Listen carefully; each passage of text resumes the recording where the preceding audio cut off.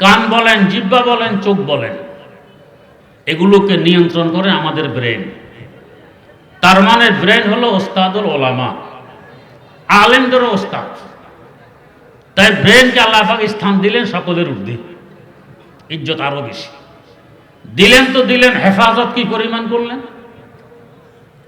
আমাদের মগজের উপরে পাতলা একটি আবরণ থাকে, তার উপরে হাড়ের ওয়াল, এর উপরে চামড়ার বেড়া, এর উপরে চুলের চাল।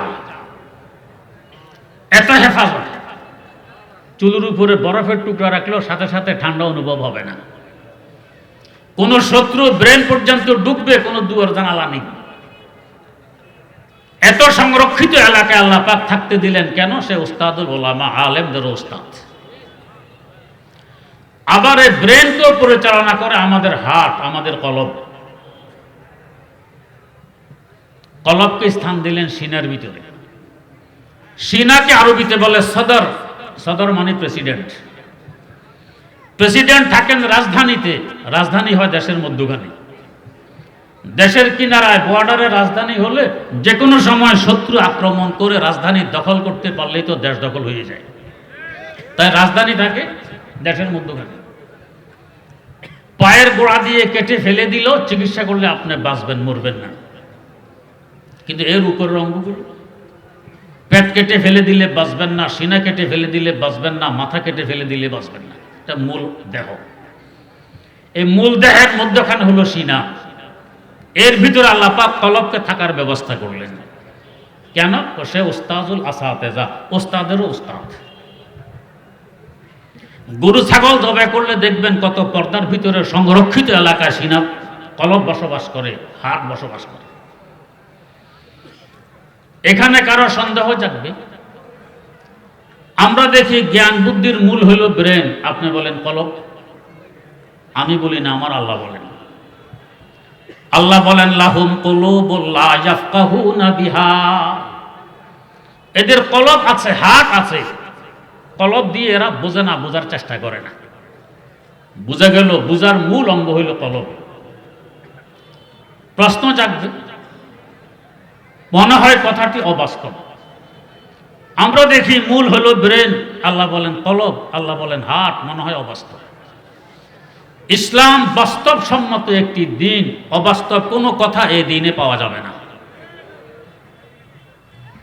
এই কথাটি মনে হয় অবাস্তব। একটি ছোট্ট ঘটনার মাধ্যমে প্রশ্নটির উত্তর বোঝার চেষ্টা করি। আমাদের বাংলাদেশে বর্তমানে হাদিস বিষয়ে যাকে সবচেয়ে বড় আলেম মনে করা হয়, বাস্তবেও তিনি এই বিষয়ে সবচেয়ে বড় আলেম।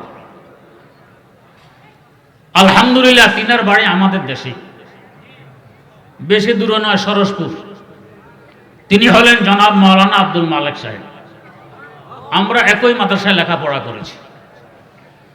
তিনি আমাকে তার একটি ঘটনা শুনিয়েছেন। ঘটনাটি হলো, তিনি যখন ছোট, তার আব্বা তাকে নিয়ে উজানির হজরতের ওয়াজ মাহফিলে যান। মাহফিলের পিছনে জায়গা পেয়ে সেখানে বসে পড়েন। স্টেজ দেখা যায় না, হরন বাঁধা হয় বাঁশ গেড়ে, বাঁশের আগায়। একটু পর উনি ওনার আব্বাকে জিজ্ঞেস করতেছেন, আব্বা, হুজুরকে বাঁশের আগা থেকে নামাবে কিভাবে? আব্বা চুপচাপ, বাচ্চা কি না কি বলে। কিছুক্ষণ পর আবার এই প্রশ্ন, আব্বা, হুজুরকে বাঁশের আগা থেকে নামাবে কিভাবে? একটু পরে আবারও এই প্রশ্ন। এবার আব্বা জিজ্ঞেস করলেন, কেন বাঁশের আগা থেকে নামাইতে? তিনি বলেন, হুজুর যে বাঁশের আগায় বসে বসে ওয়াজ করতেছেন, কিভাবে নামাবে? আসলে হুজুর বাঁশের আগায়? হুজুর তো স্টেজে মাইক্রোফোনে কথা বলতেছেন। তো উনি কেন বুঝতেছেন বাঁশের আগায়? ছোট্ট মানুষ, আওয়াজ ওখান দিয়ে বেরিয়ে আসতেছে, যেহেতু হরন ওইখানে বাঁধা। আর যার বুঝবুদ্ধি আছে সে বোঝে না, হুজুর বাঁশের আগায় নন, হুজুর স্টেজে। এবারে আসুন, যাদের বিদ্যা বুদ্ধি অগভীর, বাসা বাসা, এরা মনে করে জ্ঞান বুদ্ধির মূল কেন্দ্র হলো ব্রেন। আর যাদের গভীর বিদ্যা আছে তারা দেখে না, মূল হইল হাত, পরিচালনা ওইটাই করে, প্রকাশ হয় ব্রেন দিয়ে, এটা হরণের ন্যায়। তাই দেখা গেছে দুনিয়ার মানুষ দুই শ্রেণীতে বিভক্ত। এক শ্রেণীর মানুষ ব্রেন নিয়ে মেহনত করে, আর এক শ্রেণীর মানুষ কলব নিয়ে মেহনত করে। যাদের মেহনতের পরিশ্রম ব্রেন নিয়ে, এদেরকে বলা হয় বিজ্ঞানী, এদেরকে বলা হয় বুদ্ধিজীবী। অনেক কিছু তারা আবিষ্কার করেছেন, অস্বীকার করার কোনো জো নেই, দুনিয়াবাসী উপকৃত হয়। যেমন এ মাইক, ব্রেনের আবিষ্কার, ছোট আওয়াজকে বড় বানায় দেয়, না হয় আপনারা তো পিছন থেকে শুনতে পেতেন না। গাড়ি ঘোড়া, ইন্ডাস্ট্রিজ, মিল কারখানা, ব্রেনের আবিষ্কার, উপকৃত হই। এর পাশাপাশি দুনিয়ার যত প্রকারের অস্ত্র আছে, ছোট থেকে নিয়ে বড় পারমাণবিক অস্ত্র, অ্যাটম বোম, সব ব্রেনের আবিষ্কার। বিশ্বের যত আয় হয় তার 80% আয় ব্যয় হয় অস্ত্রের পিছনে আমাদের দেশে। তার মানে 20% হয় অন্য কাজে ব্যবহার। তো ব্রেনের যে ফল, যে আবিষ্কার, তার 20% অস্ত্রের পিছনে, 80% অস্ত্রের পিছনে ব্যয় হয়, 20% অন্য কাজে। এই যে অস্ত্রের পিছনে 80% আয় ব্যয় করা হয়, আমরাও করি এই জন্য যে সুন্দরবন থেকে বাঘ বেরিয়ে আসবে, ওটা মারতে হবে। এই অস্ত্র কি এজন্য যে গর্তের ভিতর থেকে বিশাল অজাগর সাপ বেরিয়ে আসবে, এটা মারতে হবে। অস্ত্র কি জন্য? মানুষ মারার জন্য। তার মানে 80% আয় ব্যয় হয় ব্রেনের আবিষ্কার মানুষ মারার জন্য, আর 20% ব্যয় হয় মানুষ রাখার জন্য। পক্ষান্তরে যারা হাট আর কলবের উপরে মেহনত করে, তারা হযরতে আম্বিয়া কেরাম আলাইহিমুস সালাতু ওয়াস সালাম, তাদের ওয়ারিস এবং উত্তরসূরি হিসাবে হযরতে উলামায়ে কেরাম। এদের মেহনত হয় কলবের উপরে, হাটের উপরে। এদের কলবের মেহনতে কি করে? লক্ষ কোটি অমানুষকে মানুষ বানায় দেয়। ফারুক আজম ওমর রাদিয়াল্লাহু তাআলা এক সময় এমন ছিলেন, ওট চড়াইতে জানতেন না, আব্বা ওনাকে বকুনে দিতেন, ওট চড়াইতে জানো না। আর কলবের মেহনতের বরকতে আরেক সময় অর্ধ জাহানের রাখালি করে গেছেন, অর্ধ জাহানের শাসন করে গেছেন তিনি। করছেন তো করছেন, কেমন সাকসেস শাসন। ভারতবর্ষে যখন ইংরেজ খেদাও আন্দোলন চলে, স্বাধীনতা আন্দোলন চলে, মহাত্মা গান্ধীকে জিজ্ঞেস করা হয়েছিল ইংরেজ সরে গেলে কোন সংবিধানের ভিত্তিতে ভারতবর্ষ চলবে। তিনি জবাব দিলেন, তিনি কোনো মুসলিম নন, তিনি ছিলেন নন মুসলিম। জবাব দিলেন, নতুন কোনো সংবিধানের প্রয়োজন হবে না। আজ থেকে 1450 বছর আগে খলিফা ওমর যে সংবিধান দিয়ে অর্ধ জাহান শাসন করে গেছেন, সেই সংবিধান দিয়ে ভারতবর্ষ শাসন করা হবে। जो न थे खुद राह पर गैरों के हादी बन गए, जो न थे खुद राह पर गैरों के हादी बन गए, क्या नजर थी जिसने मुर्दों को मसीहा कर दिया। সিরিয়ার রাজধানী দামেস্ক খ্রিস্টানদের দখলে, কিল্লার চতুর্দিক দিয়ে মুসলমানরা বেষ্টনী দিয়ে আছে। অনেকদিন হয়ে গেছে কিল্লা মুসলমানদের হাতে আসে না।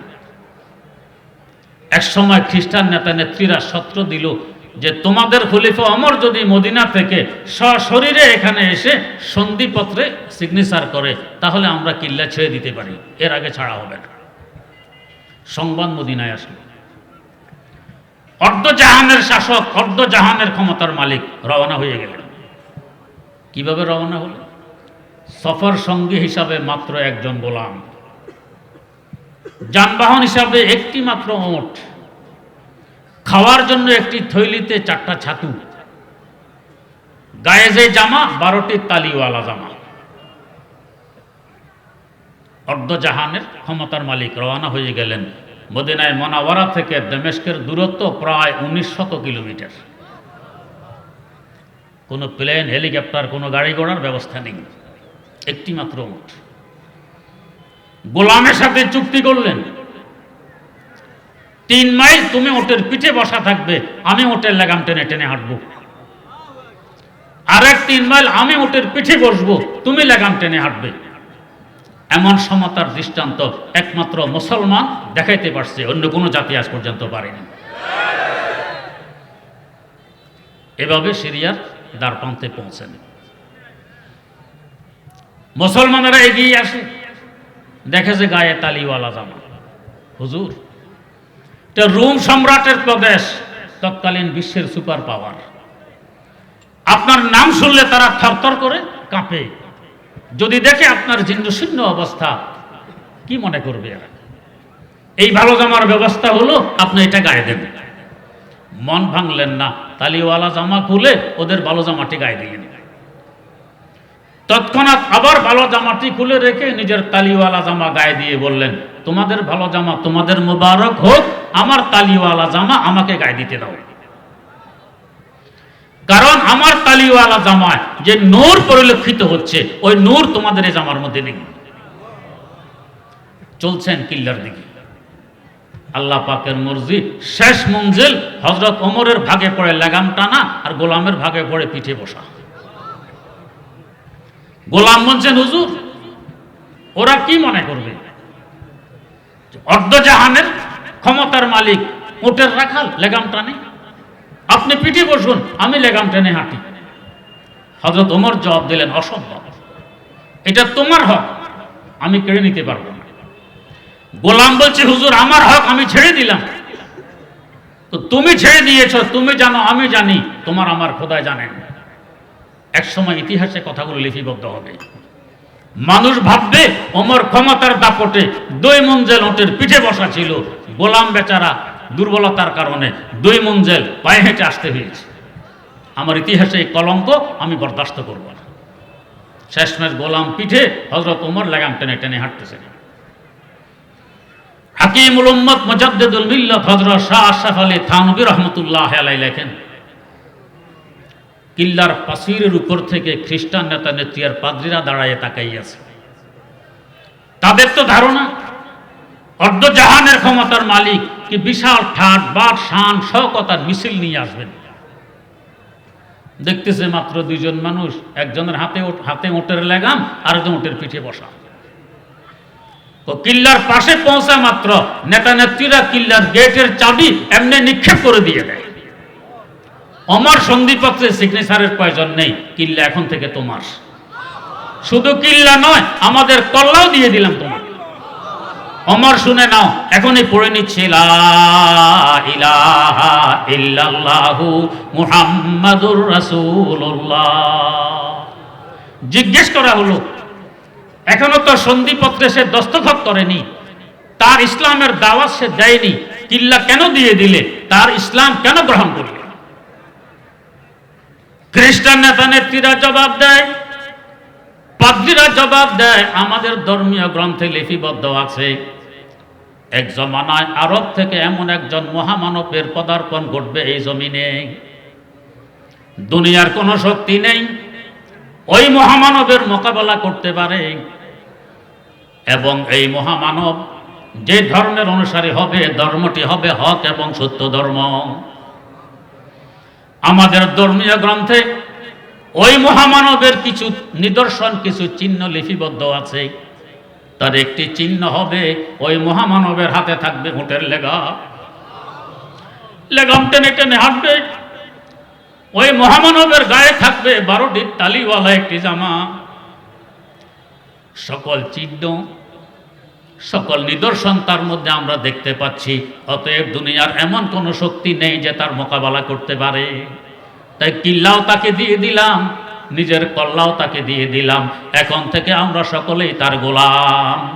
जो न थे खुद राह पर गैरों के हादी बन गए, जो न थे खुद राह पर गैरों के हादी बन गए। क्या नजर थी जिसने मुर्दों को मसीहा कर दिया, क्या नजर थी जिसने मुर्दों को मसीहा कर दिया। কলবের মেহনতে আজ লক্ষ কোটি অমানুষকে মানুষে রূপান্তরিত করে দেয়, কলবের মেহনত। ওয়াল্লাযিনা উতুল ইলমা দারাজাত, যাদেরকে ইলম দেয়া হয়েছে তাদের মর্যাদা অনেক বেশি। এখানে কারো প্রশ্ন জাগবে, কই মর্যাদা বেশি? আমরা দেখি এক শ্রেণীর মানুষ এদেরকে নিয়ে হাসাহাসি করে, তিরস্কার করে, মজাক উড়ায়, ঠাট্টা বিদ্রুপ করে, কত অবাস্তব অবান্তর দোষ এদের গাড়ে চাপায়। কই এদের মর্যাদা? ভাইয়েরা, মর্যাদাবানের মর্যাদা বুঝতে হলো তো যোগ্যতার প্রয়োজন আছে। মর্যাদা বুঝার যার যোগ্যতা নাই সে কি বুঝবে? এখন যদি আপনাদের হাতে 1000 টাকার একটি নোট দিয়ে বলা হয় 1000 টাকা দিলাম, আপনার আব্বার কোলে গিয়ে একটু পায়খানা করে আসুন, কে পারবেন? কেন পারবেন না? আব্বা আপনার দৃষ্টিতে সবচেয়ে বড় মর্যাদাবান, তিনি আপনার জন্মদাতা পিতা, তার কোলে পায়খানা করা যায় না। কিন্তু ছোটবেলায় করছিলেন কিনা? এমনকি কারো সাহস আছে দাবি করতে পারবো যে হুজুর আমি তো আল্লাহর ওলি হয়ে মায়ের পেট থেকে বেরিয়ে এসেছিলাম, হ্যাঁ আমি কোনোদিনও মা বাবার কোলে এই কাজটি করিনি? পারবো কেউ? বরং দিনে কয়েকবারও করেছি। তখন যে পায়খানা প্রস্রাব করলাম তাদের কোলে, তখন কি তাদের মর্যাদা ছিল না? তো কেন করলাম? মর্যাদা বুঝার মতো যোগ্যতা আমার ছিল না, আমি ছোট্ট শিশু। এখন বুঝে এসেছে, এখন এই কাজ করা যাবে না। তো আলেম সমাজের মর্যাদা বুঝার মতো যোগ্যতা যাদের আছে তারা তো মাথায় নিয়ে হাঁটবে, যাদের নেই ওরা তিরস্কারই করবে।